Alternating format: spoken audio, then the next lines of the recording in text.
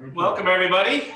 Nice to see you all here despite the snowy weather. That's good. And all those of you online, that's wonderful as well. Nice to see you. Let's begin with prayer. Dear Heavenly Father, we thank you for all the gifts you give to us, especially your house, where we can come and hear your word and grow in our faith. We thank you, Lord, for the snow, that it may bring benefit to the fields and to the crops and to the plants, that even as they hibernate, they may store up their energy to provide the abundance of the earth as you intend for us. However, keep us all safe, Lord, in our journeys to and fro, even in the midst of the snow today and the coming days, that we may be kept safe. Open our minds and our hearts today to better understand your word and the truth of your creation and how you created all things. And through this creation, we have purpose and we have identity. Give us that understanding. Help us to be confident if we are asked, that we may respond why we believe what we believe. Bless our time here today, that we may all grow stronger in faith. In Jesus' name we pray. Amen. All right. You okay on the recording there, Jerry? Yep. All right.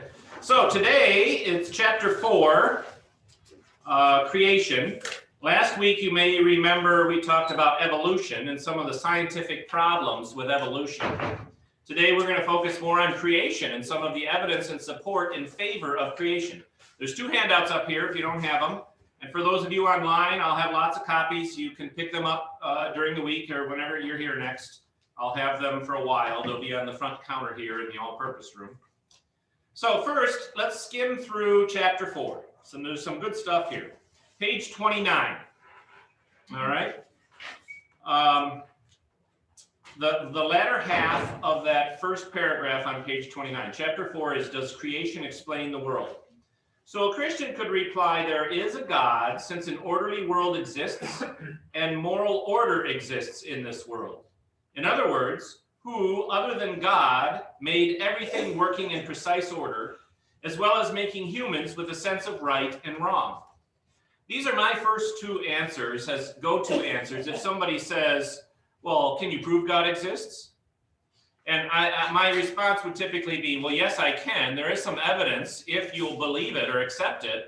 On the other hand, can you prove God doesn't exist? And of course, they can't prove God doesn't exist. They usually would say something like, well, we can't see him or we can't hear him or some such thing. And just because you can't see something doesn't mean it doesn't exist. But then in explaining my evidences in favor of God, and there are a number of them, but these 2 right here actually come from the Bible. The first one is that there's an orderly world. We're going to look at this on the next 2 pages. But that there's an orderly world. That points to the existence of God. Because you can't have order come out of chaos unless something intentional makes it happen. The second one is moral order. The fact that all human beings have an inherent understanding of right and wrong points to the idea that there is somebody out there, a God. It doesn't say what God or who that God is, but it does say there is a God, because everybody has an understanding of right and wrong. So turn the page 30.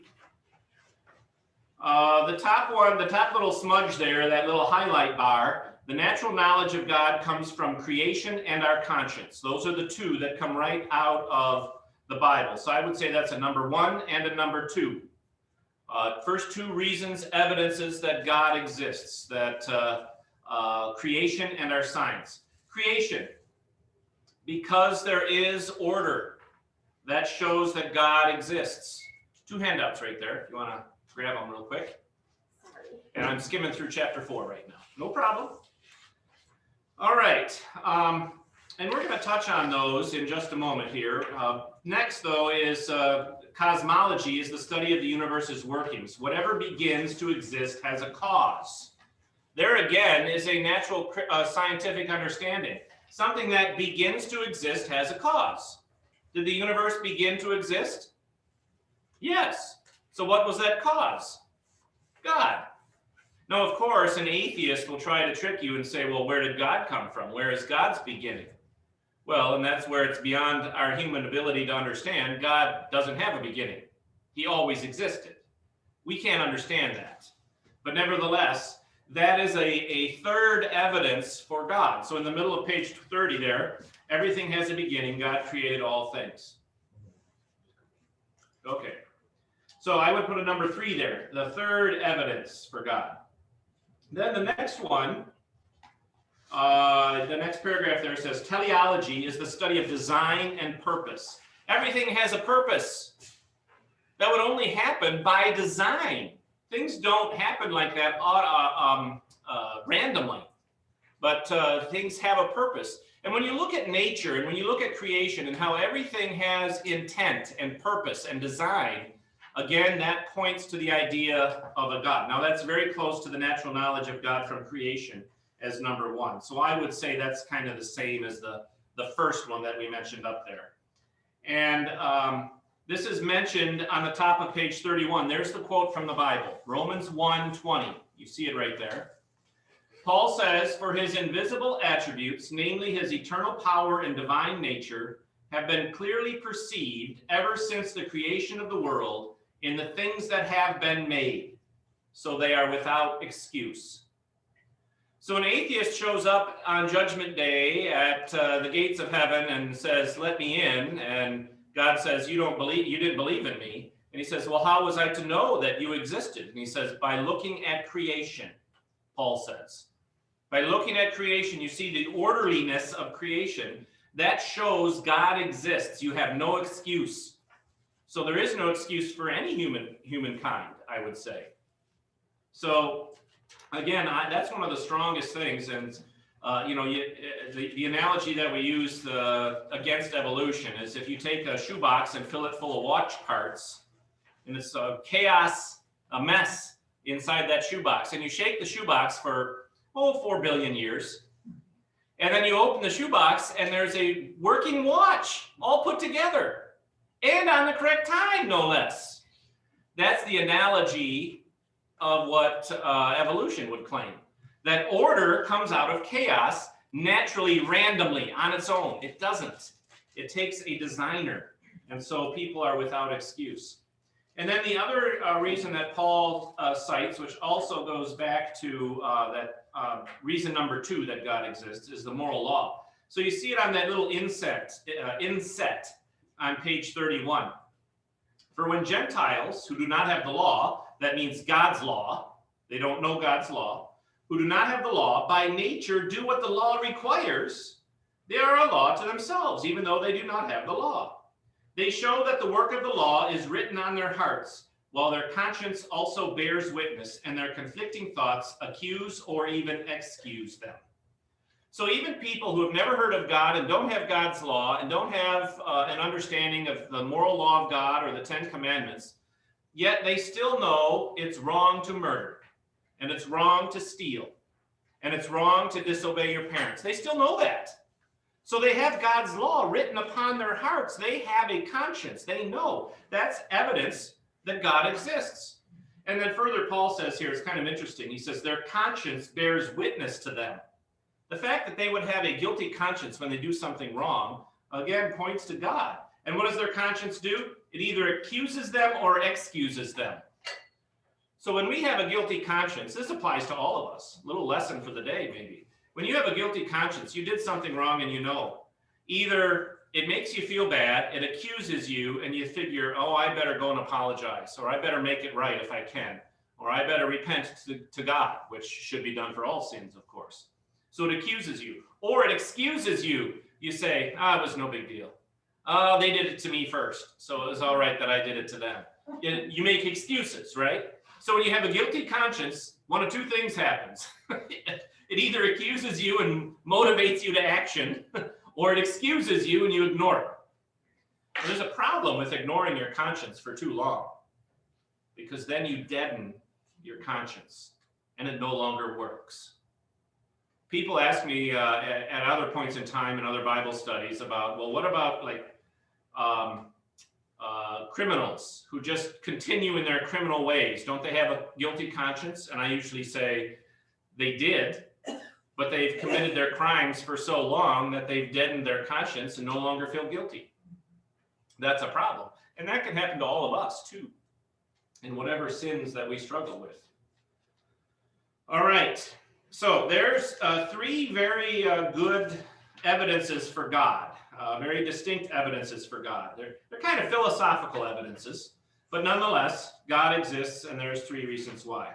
Okay, if you flip the page to 32, I'm not going to read all of 32 or the top of 33, but what the author here, Pastor Allis, talks about is there is some natural knowledge of God and the moral knowledge of God that would point to the fact that God exists, but it doesn't explain who that God is. How do you find out who the true God is? Through the Bible, right? That's where God reveals himself. He talks about himself. He explains his intentions, his nature a little bit. So that all happens from the Bible. So we still need the Bible. So we would say as Lutherans, and other Christians would say this too, that our knowledge of God comes from 2 sources. From nature or creation around us, that shows us God exists. But then we also need the Bible to explain to us specifically who God is. What kind of God is he? Okay? Any questions? All right, let's keep chugging along. So on the bottom of page 33 are the 6 days of creation literal days. One of the problems we have, I've mentioned this already, is that there are people out there, Christians, who will say, well, everybody knows evolution is true. All the scientists will claim that evolution is the truth. Now, that, of course, that's a fallacy. There are lots of Christian scientists and intelligent design scientists who do not promote or believe in evolution, but well, everybody believes evolution, and yet I'm a Christian and I believe the Bible. So how can you merge those 2 together?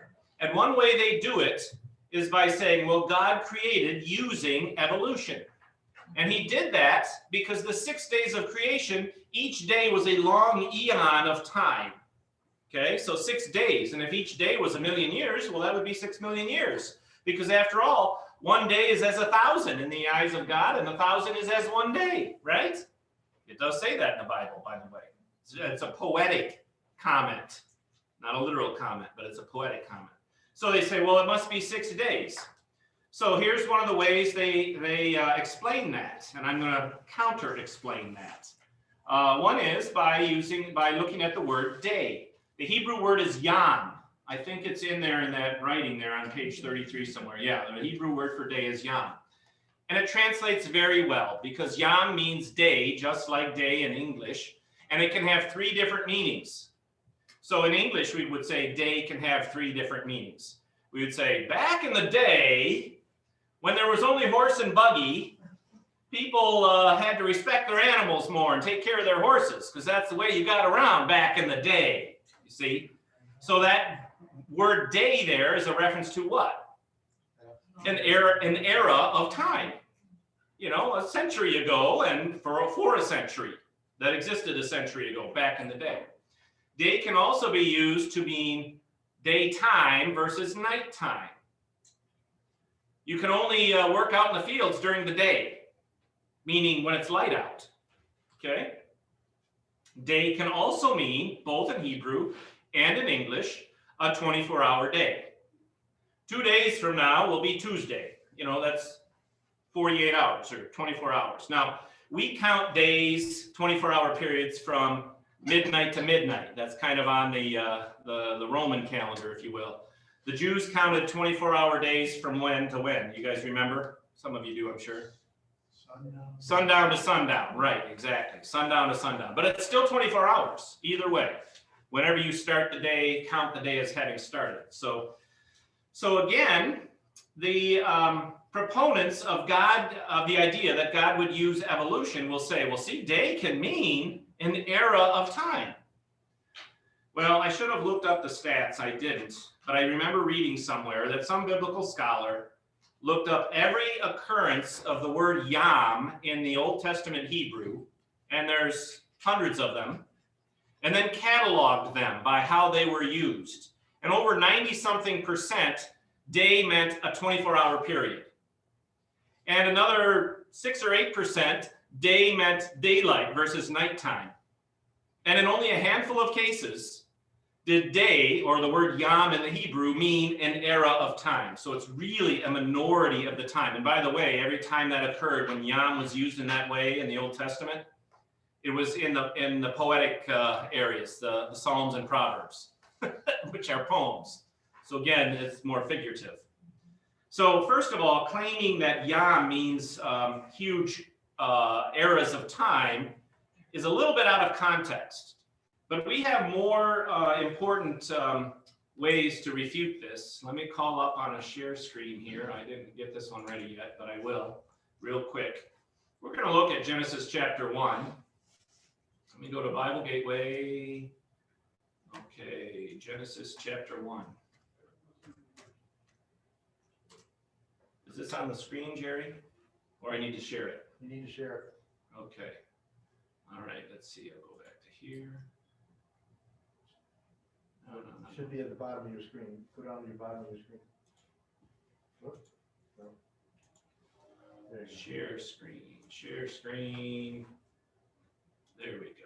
Share. Okay. There, that should be visible then, right? Now it is. All right. Genesis chapter 1. Not all of you are familiar with this. Let's look at the first day. Verse 3. And God said, let there be light. And there was light. And God saw the light was good. And God separated the light from the darkness. God called the light day. Oh, there's the word yom, by the way. And the darkness he called night. And there was evening and there was morning the first day.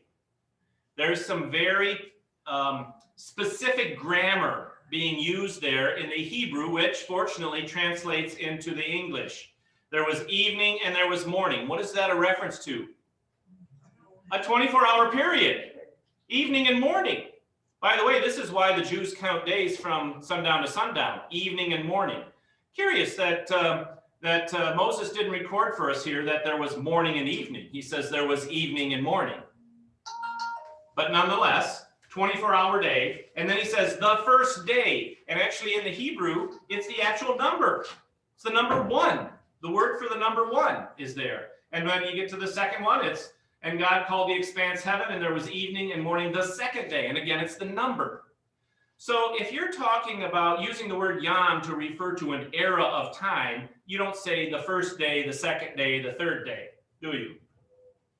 Back in the day when there was only horse and buggy, no, they say, back in the first day when there was only horse and buggy, and we didn't have cars, back in the first day, you don't say that. That doesn't even make sense in English, nor does it in Hebrew.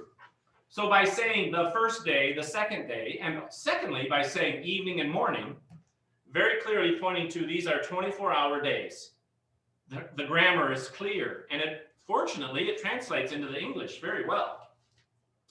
So this is, I think, is one of the most important ways to refute somebody who claims, well, maybe God used evolution.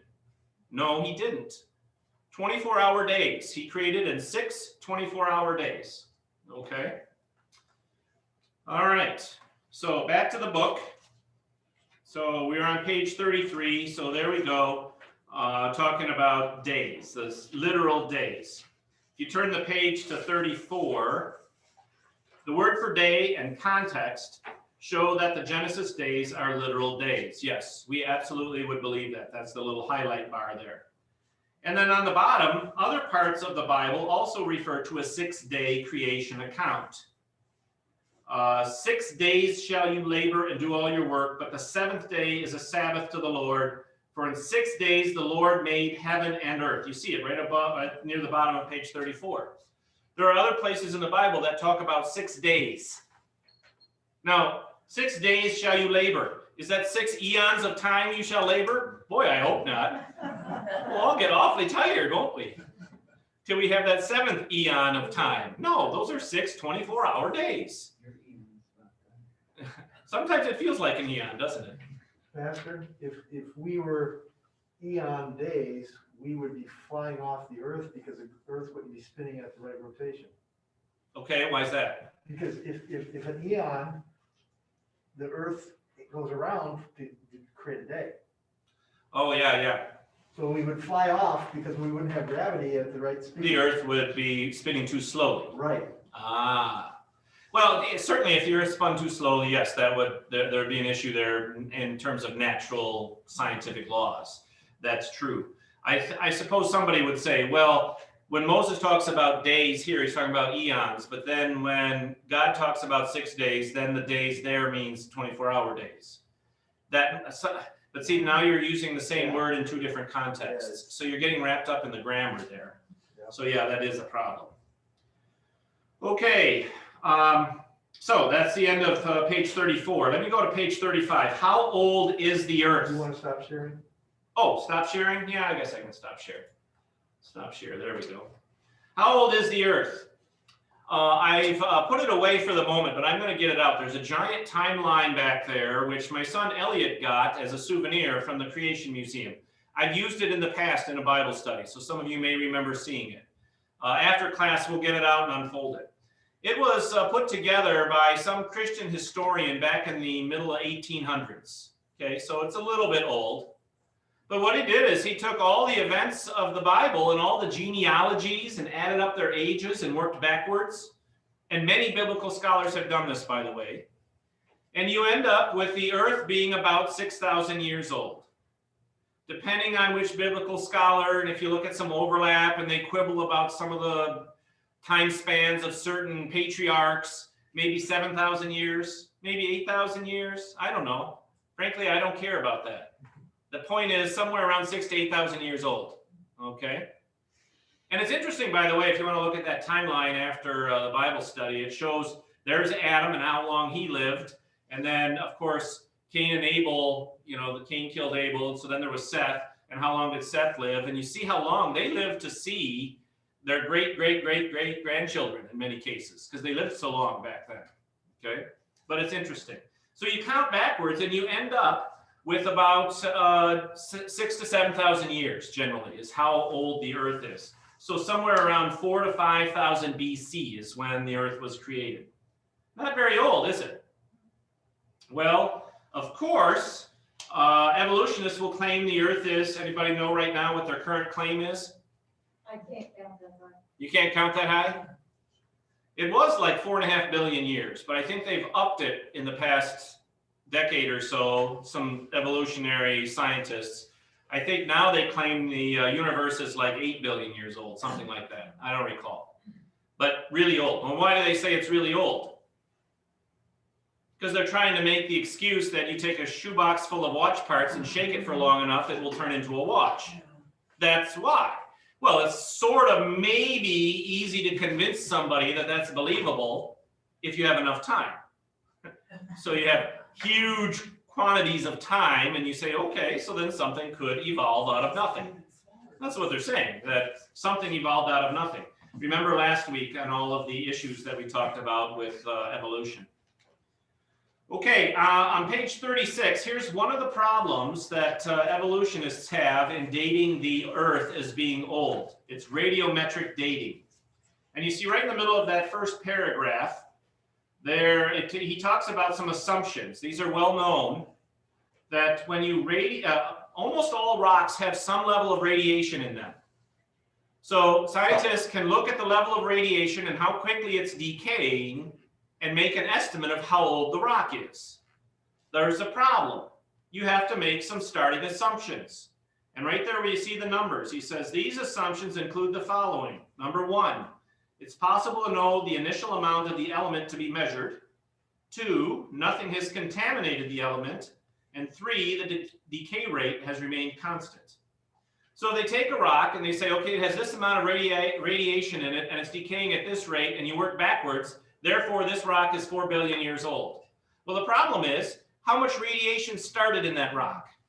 You don't know. You're assuming that it started with a certain level of radiation and then decayed to a certain level. It might have only started with a small amount of radiation and then started decaying. So the rock is really young. You don't know. The second assumption there is nothing has contaminated the element.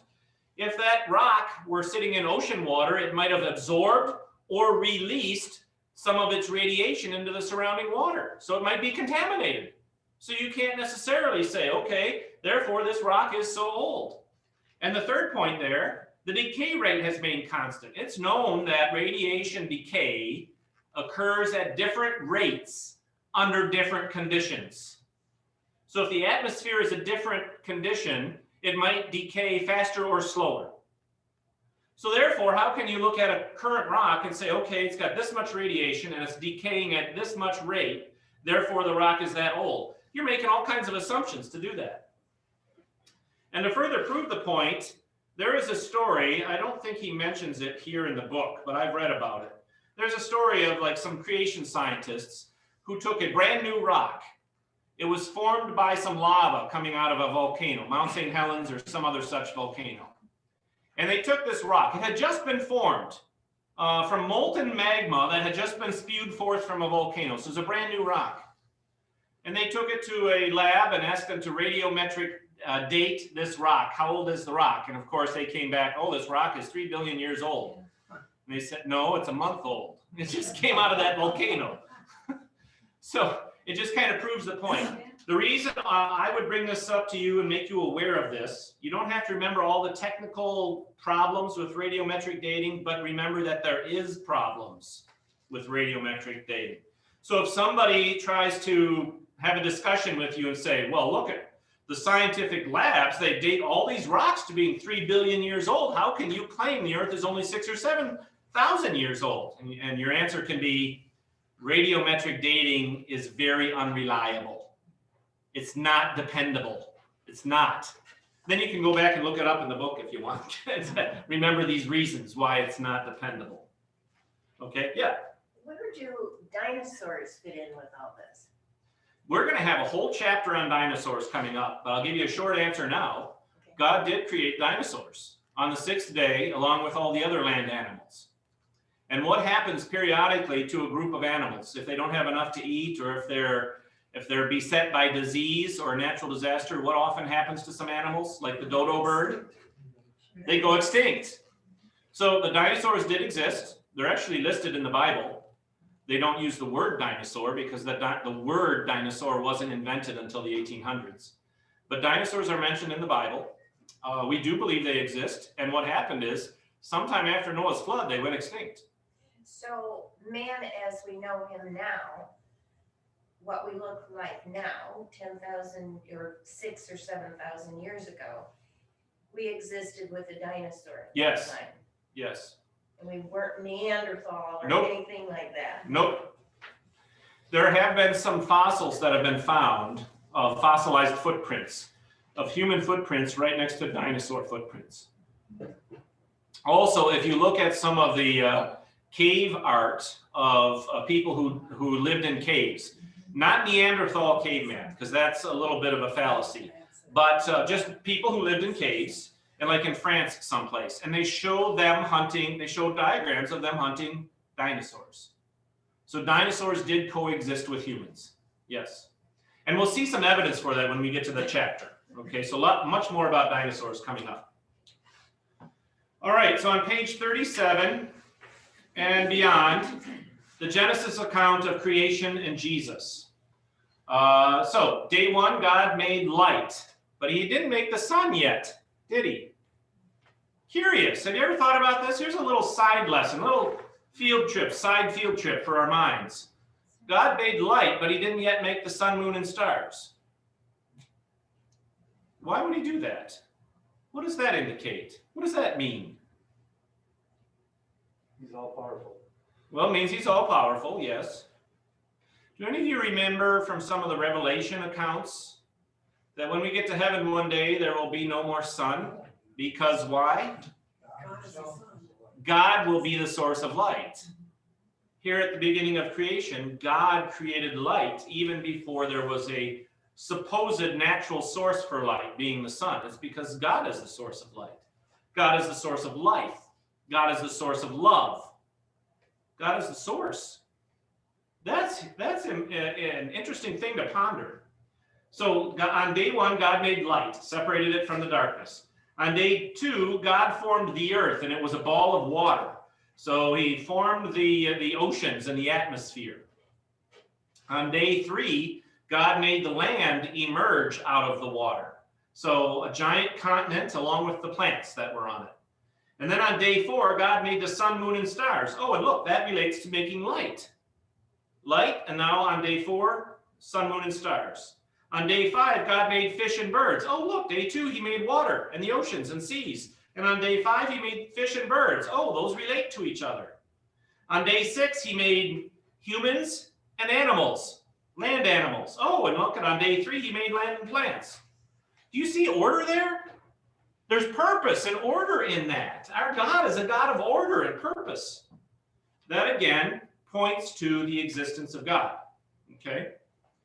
Also, Jesus himself, so flip the page 39, Jesus himself confessed the literal 6-day account.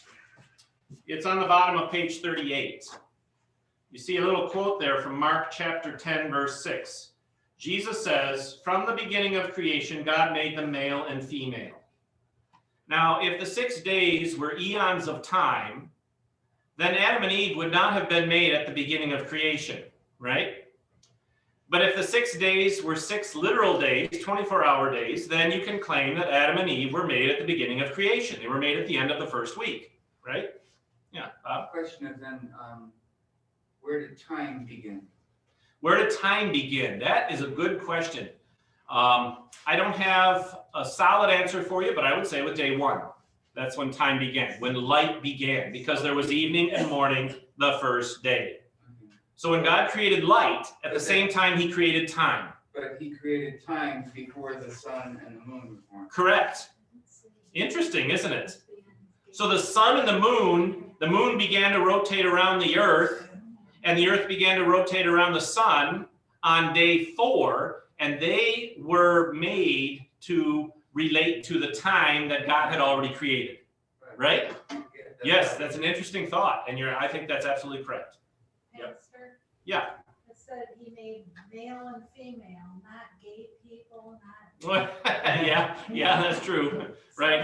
Maybe that would be another discussion with them. That would be. I would be aware of that in today's environment, Yeah. cultural environment, because you'll be chastised for such an old-fashioned view. But yes, God made them male and female. Right. So you're saying that time would have begun that very first day? Yep. You know, before the daylight, you know, and the nighttime. Well, God created daylight and nighttime on the first day when he created light. And there was evening and there was morning the first day. But the sun did not yet exist. Okay. So where did the time indicator come from? God himself. He's the source of light. We have 2 questions. Okay. First of all, from Karen and Fred, how could there be morning and evening if the sun had not been created yet? And I think you kind of answered that. Yeah, how could there be evening and morning if the sun was not yet created? Well, God created time with the first day. That was a very good question, Bob, as well. And so God created time. Time was dependent upon God at that point. And then when he later created the sun and the moon and the stars, those all fell into alignment with the time progression that God already created on day 1. Yeah, it's hard to understand. Our puny human brains, we struggle to try and understand that. We sort of can understand it, I think. What's the other question? Steve.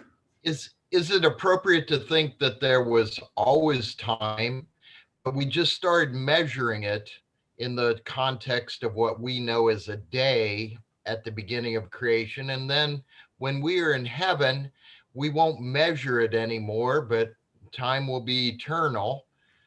I don't know if you can think of time as just a measurement of. Well, that's possible. I'm not going to say I'm going to say I don't have a specific answer to that, because we generally think of eternity before creation and after we're all in heaven, after the end of the world. That eternity will be living in an eternal presence. That's how we usually refer to it. We're in the eternal present. So we just always are. We exist. Now, does that mean time is still happening, but we're just not measuring it? Well, perhaps. That might be one way to think of it, Steve. I'm not sure. Or did God create time when he created on day 1? I would lean more towards that explanation. But, we don't have a very specific answer from anywhere in Scripture on those types of questions. They are a little bit mind-numbing to try and think about it. It's just my engineering brain trying to, apply our human knowledge to Sure, things. sure. Yeah. In order for us to exist, we had to have a time frame. Right, right, We couldn't understand his, we still can't. So, right.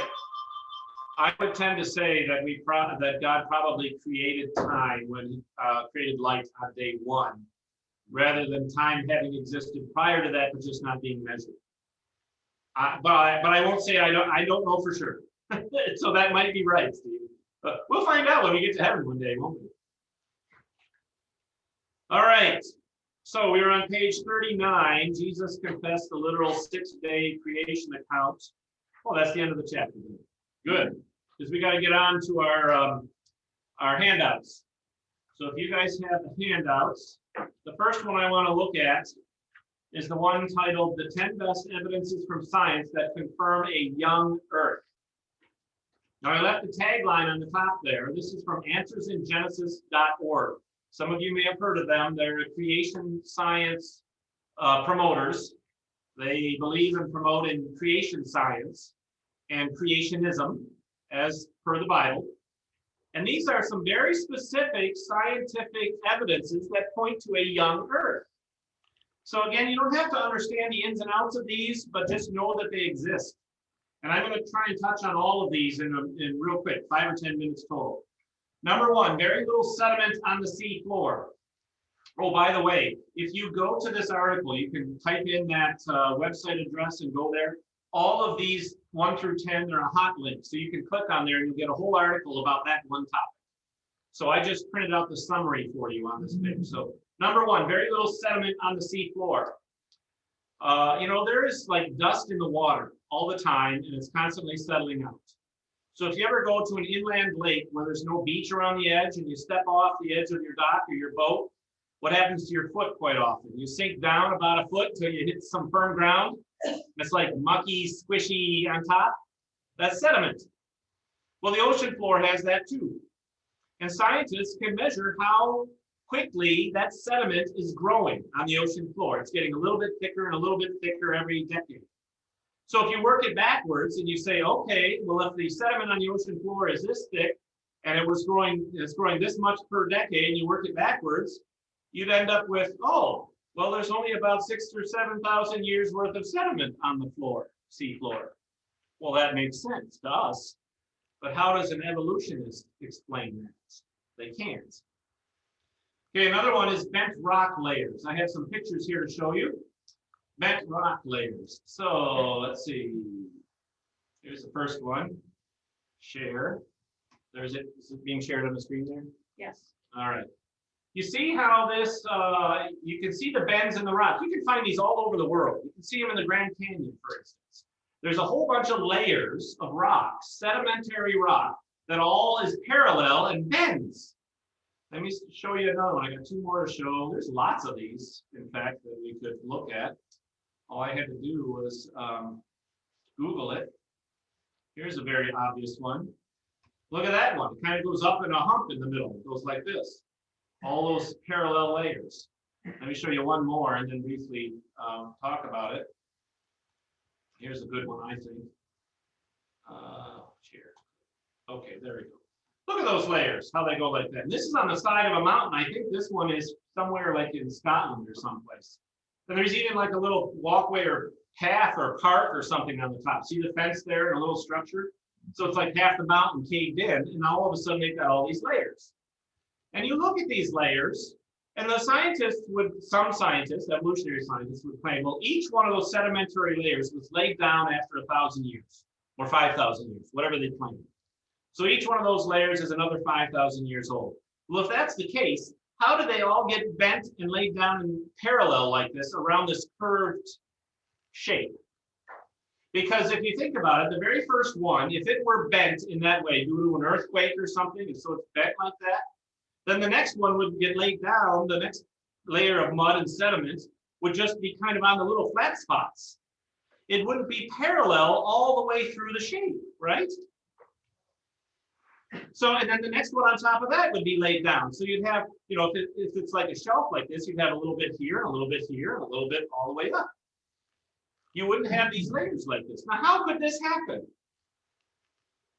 The only way that this can happen, that you have 20 layers like this, all in parallel, all the same thickness, by the way, is if they were all wet and pliable at the same time. So you have layers of mud that are laid down, maybe slightly apart from each other so that there's a slight different content to each one. So you have layers. And then before they dry and harden into rock, something happens to make them all bend, to shift. And they all bend in parallel, and then they sit like that for 1,000 or 5,000 years and harden into rock. Now, what could cause something like that to happen? The answer's obvious for us. The flood. The flood. Right, exactly, the flood. What happened during Noah's flood?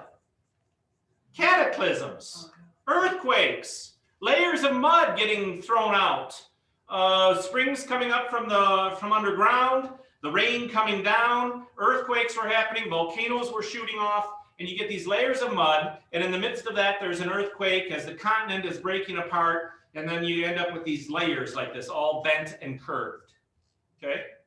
It can only be explained by the flood of Noah. Yeah, Don? Probably when the fossil fuels occurred at the same time. Yes, exactly. The fossil fuels as well. Organic matter, plant matter, would be buried and compressed and be turned into coal and oil. Yeah, would happen during the flood as well, right? Not billions of years like some would claim. Okay. All right. Screen share has stopped. Yes, okay, good. Back to this. All right, so bent rock layers, number 2, that they cannot explain that from an evolutionary standpoint. Number 3, soft tissue and fossils. How many of you heard of the Jurassic movies, Jurassic Park movies? I think we've seen them all in our family. We like them. They're fun movies. How many are there now? 5? A number of them. You know where the idea behind that movie came from? That some scientists found some dinosaur blood inside of a mosquito that had been embedded in amber, right? Pine pitch, right. There's some truth behind that source, because what actually happened, let me do a screen share, there has been soft tissue found in fossils. Let's see, here's one. This is the one I found real quick. That's dinosaur scales that are fossilized. And the more recent example, I didn't find a picture of it real quickly, but there's a recent example of an archaeological dig in Montana, just over the past decade. They found some dinosaur bones. And when they sliced open the thigh bone of one of the dinosaurs, inside they found soft tissue, bone marrow. How could that be if the fossils are millions of years old? Soft tissue would decay by then. Now, the idea that you can find that soft tissue in fossilized dinosaur bones does not mean you can extract the DNA and then culture it in a laboratory and make new dinosaurs and form a park out of it that people can visit, okay? The whole idea from the movie, it's fanciful. Although it's entertaining movies, I thought. Our family likes them. But there is soft tissue that has been found in dinosaur bones, including scales, which are soft tissue. Soft tissue doesn't last millions of years. It decays. All right?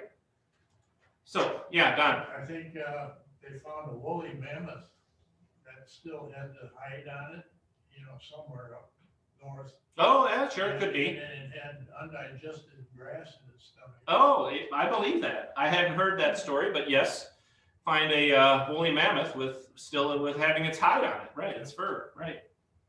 All right, number 4, faint sun paradox. Some of you may know that fusion, which is the source of heat and light in the sun, it's fusion. As fusion progresses, it gets hotter. It increases in temperature. So if they measure the temperature of the surface of the sun today, which can be done, and how much hotter it's getting a fraction of a degree hotter every century, something like that, and you work it backwards to 4 billion years ago, when you claim the dinosaurs were alive, the temperature of the sun back 4 billion years ago would have been so much weaker that Earth would have been an ice planet, the planet Hoth from Star Wars, okay? We would have been an ice planet. The dinosaurs couldn't have lived. the sun is not hot enough now to claim that it could have sustained life 4 billion years ago. Does that make sense? By the way, what does that say about global warming? If the sun is naturally getting a fraction hotter every decade and every century, what does that say about global warming? It's a natural occurrence. Yes, it's a natural occurrence, exactly. Is there global warming? Yes. Is there global cooling from time to time? Yes. It's a natural thing. Will God take care of us in the midst of that? Yes. Yes, yes, God will take care of us. And it's arrogant for us to think we're causing it. Well, yeah, to think we cause it, right? Yeah. All right, number 5, rapidly decaying magnetic field. There's a magnetic field around the Earth. The core of the Earth is magnetic, and it causes a magnetic field. Now, you all know about that, right? It's the reason we have compasses that work, right? Now, what's the purpose of the magnetic field? There is a purpose. Remember, there's a design and a purpose for everything. The purpose of the magnetic field, it protects us from solar radiation. Okay, kind of like the ozone layer that really does exist. So the magnetism of the Earth protects us from solar radiation. Well, measuring the strength of that magnetic field, scientists have learned, and I actually have the number of this, I wrote it down. The magnetic field is decaying at a rate of 5% per century. The magnetic field is 5% less per century. So there is a problem there. You know, in another 4, 6, 8,000 years from now, the magnetic field would be too weak to protect us from solar radiation. Well, I happen to think the world's going to end before then, but, but it is getting weaker. Now, if you work the magnetic field backwards, 4 billion years ago, and you say, okay, the magnetic field strength right now is X, and if it's decaying at this rate, then I'm going to increase it at this rate backwards. 4 billion years ago, the magnetic field would have been so strong that the globe, the Earth, the world would have been a desert planet. It would have been too hot due to the excessive magnetism. So the faint sun paradox would say the Earth was too cold back then. The decaying magnetic field would say the Earth was too hot back then. Well, which is it? You see, there's a problem. Evolutionists can't explain it, but we can, because we say the Earth is young, 6,000 or 7,000 years only. Helium and radioactive rocks. Radioactive rocks all contain helium. That helium leaks out at a known rate. And apparently all helium would have leaked out of all radioactive rocks inside of 100,000 years. The fact that there is helium still existing inside of radioactive rocks says that the Earth is less than 100,000 years old. Okay? Now, obviously, we would say 6,000 or 7,000. They would say 4 billion or 8 billion. It's clearly less than 100,000. Okay, back page, number 7, carbon-14. All living organisms have carbon-14. It's part of the makeup of your cells, carbon-14. And when a living thing dies, that carbon-14 starts to decay and degrade. It has a half-life of, well, I read about it, I forgot what its half-life is. Anyway, again, it's known that there cannot be anything that came from living material that would have any carbon-14 in it left after 100,000 years. So again, there's that 100,000 year number, that if something is older than 100,000 years, it cannot have carbon-14 in it because of its decay rate. Well, they find coal, which is made from compressed organic matter, coal and oil, and they find carbon-14 in it. So what does that mean? It means it's less than 100,000 years old, okay? Again, it points to a young Earth. Short-lived comets, number 8. Comets are made up of ice and rock ball. They're like rock, it's like a snowball with little rocks in it. Mostly snow or ice and also rocks. They, I don't know if you guys knew this, but I wasn't aware of this. One time we went to the planetarium in Chicago, and you know, those are fascinating, by the way. And they were talking about the Kuiper belt. Anybody hear of that? I had never heard of that. It's a belt of comets that's out beyond Pluto. It's got thousands of comets in it that are circling our sun. Part of the reason why also I think there's a debate over whether Pluto is a planet or a comet. And right now the consensus is Pluto is not a planet, right? Which is weird, you know. It's based on who votes and how many votes they have among astronomers. Well, whatever. We don't really care if Pluto's a planet or not. But there's thousands of comets out there. And those comets, every time they pass by the sun on their orbit, which may take place every 10 years, every 100 years, depending on the comet and how long its orbit is, every time it passes by the sun, it melts a little bit, and it leaves this brilliant tail that astronomers can see. And if you're outside at the right time, at the right point in night, during the right season of the year, you can see comets in the sky, okay? Well, those comets have a maximum age of 1 million years, approximately, depending on the size of the comet. So if the universe were really 4 billion years old, there would be no comets left. They would have all melted and disintegrated by now, every time they pass the sun. Okay. Number 9, very little salt in the sea. I suppose, you all know the ocean is salty. Its level of saltiness is increasing minutely every year or every decade. It gets a little bit saltier due to runoff from the land and also due from leaching salt out of the ground underneath the ocean. So it's leaching out from ground, okay? So it's getting a little bit saltier all the time. Again, if they take how salty is it right now and what's its rate of increase, and you work it backwards, you end up with, oh, the oceans were freshwater back around, about 6,000 or 7,000 years ago. Imagine that. There was no salt in them. Again, it points to a young Earth, not an old Earth. And then the last one here, DNA in ancient bacteria. There have been some DNA that has been found to be preserved, like mummified DNA, inside of salt crystals. And they tested that DNA against the same strand of bacteria that we still have today. And guess what? It's the exact same. So if this DNA, which supposedly the evolutionists would claim was 250 million years old, I clicked on the link here, they claim that that ancient bacteria preserved in salt was 250 million years old, and yet it's the exact same as today. But if evolution occurred, wouldn't there be some form of change in the bacteria today? But there isn't.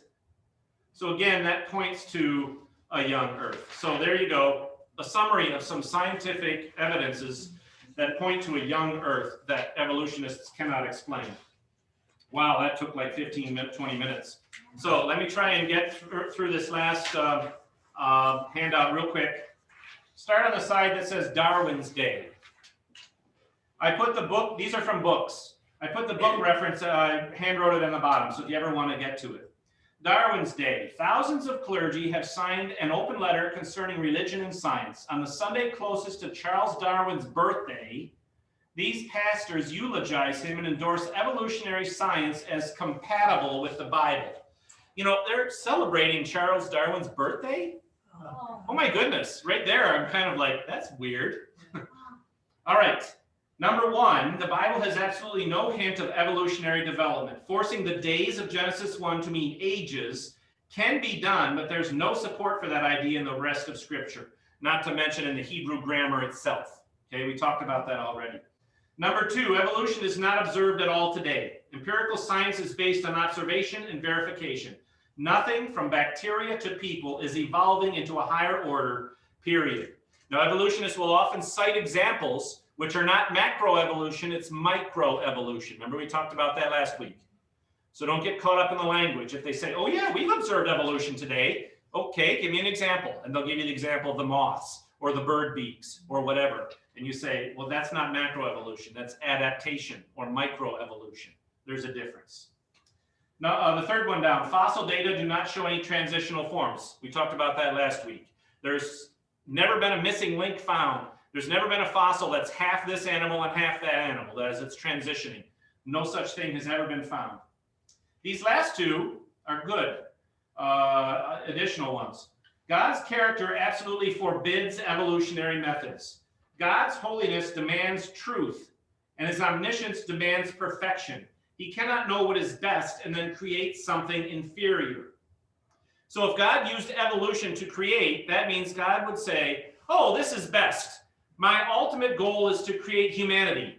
So I'm going to create something less than best and just let it evolve and grow on its own till it gets to be the best.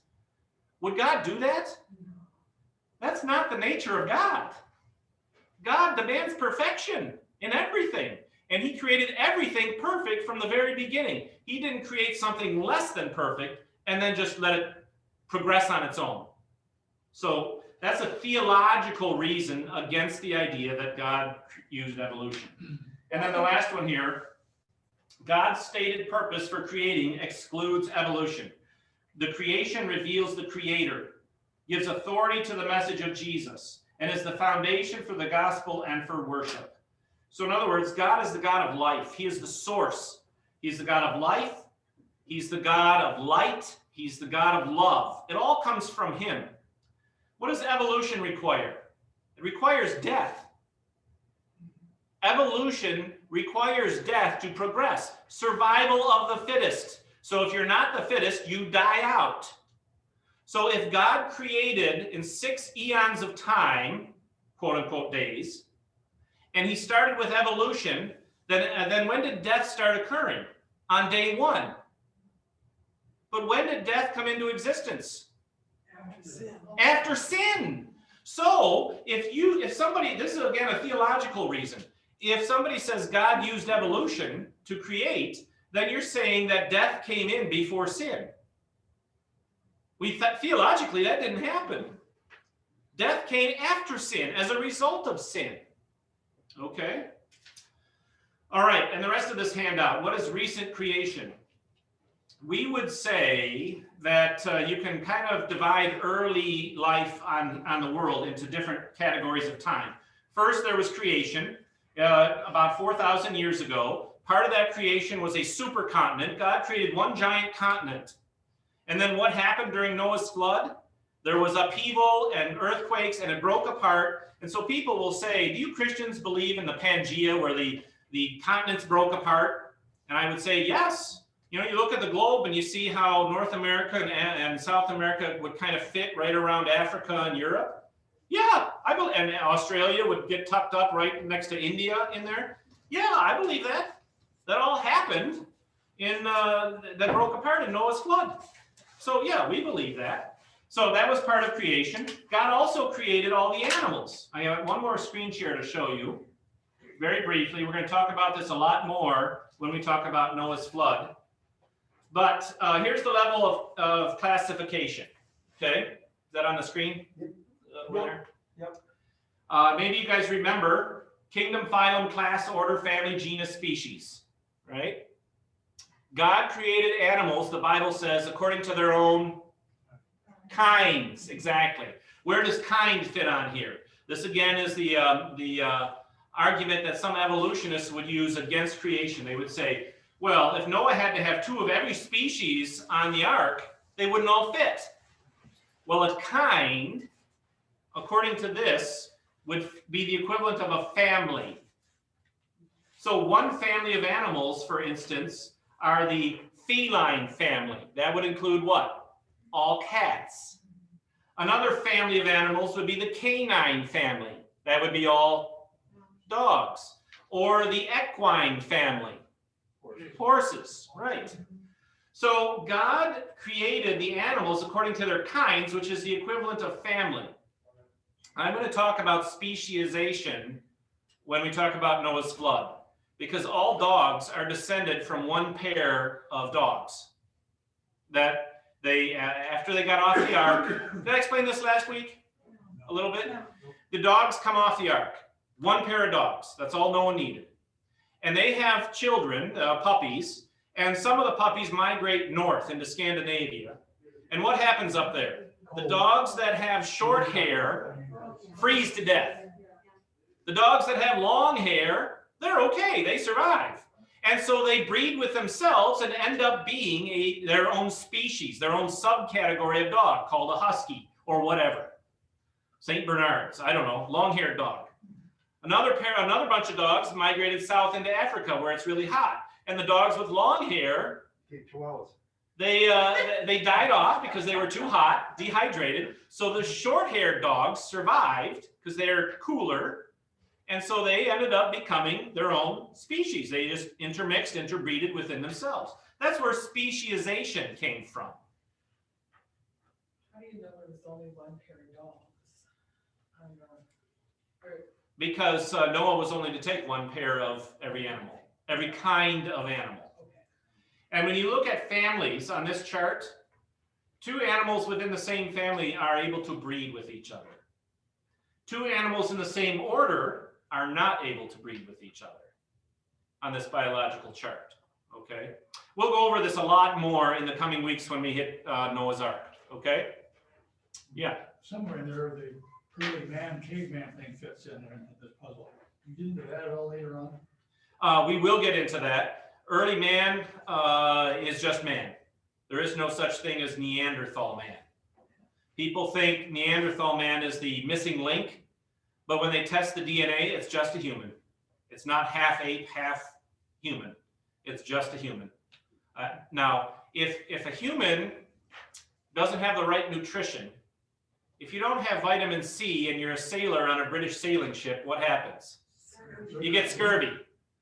If you don't have the right vitamin content in your diet, you can become deformed or sick. Neanderthal man, they found, is completely human DNA that's been deprived of certain vitamins and so became deformed. That's all Neanderthal man is. Okay? All right. Let me mention real quick, because we're out of time. What's that? Stop share. Stop share, yeah, I'll stop share. Okay, then on the bottom of this page on the handout, it says the antediluvian period. Anti in Greek means before or prior to. Diluvian, think deluge. What's a deluge? A flood. So this is the time period, and we'll talk about this more in the future weeks. This is the time period between creation and the flood. This was considered the golden age of mankind. Sin had just barely entered the world. Our food was still close to perfection on its nutritional content. It was starting to decay. But you know, if a farmer over-farms the land, what happens? The food becomes less nutritious, less valuable, less good, right? So this is back in the time when the atmospheric conditions were perfect. Disease had just begun, had not been very prevalent yet. The food was still highly nutritious. The oxygen content was ideal. There was not yet that much pollution. Things were all beginning to degrade, but it was near perfection still in this golden age, the antediluvian period. So what would happen? All living things lived longer and grew bigger. Hence the Nephilim, which were just large human beings. Think of Goliath. Think of Andre the Giant. You know, we have large people today even, right? And also, how long do they live? Hundreds of years. Who was the oldest person to ever live? Methuselah, who lived how old? 969. And if you look at it, from Adam to Methuselah, from Adam to Noah, actually, they all lived somewhere between 700 and 900 years old. When did human life begin to decrease? After the flood. It only took one generation. Go look up in Genesis chapter 11. It's actually, I think it's Genesis chapter 8, actually. One generation after the flood, the lifespan of humanity decreased from 700 to 900 years down to what? Less than 120. Oh, God declared the lifespan of mankind will be no more than 120 years after the flood. Okay, so this is the antediluvian period. We'll talk about that more when we get to Noah's Ark. And then, of course, the flood happened. You flip the page a little bit, and that's when the continent broke apart. The water vapor canopy that was surrounding the earth collapsed in the form of rain. There was earthquakes. Because of all of this turmoil, there was a lot of dust in the air, so there was an ice age. We do believe in that as Christians. Yes, there was an ice age. All of that happened. And then sometime after that, humanity lived together all in one spot. They all spoke the same language, and they start to say, oh, let's build a tower that's so big we can get all the way up to God and create majesty for ourselves and create a name for ourselves. Let's do that. And what did God say? Nope. Uh-oh. They already tried to make themselves into God before the flood, and I had to wipe the earth out with flood. I don't want that to happen again. So how did God solve it the second time? He confused their languages, so that forced them to disperse. Okay? All right, so there's a quick timeline of the early age of the earth. Much more of that to come in the coming weeks. All right, I don't really have time for questions because I got about 8 minutes till church starts.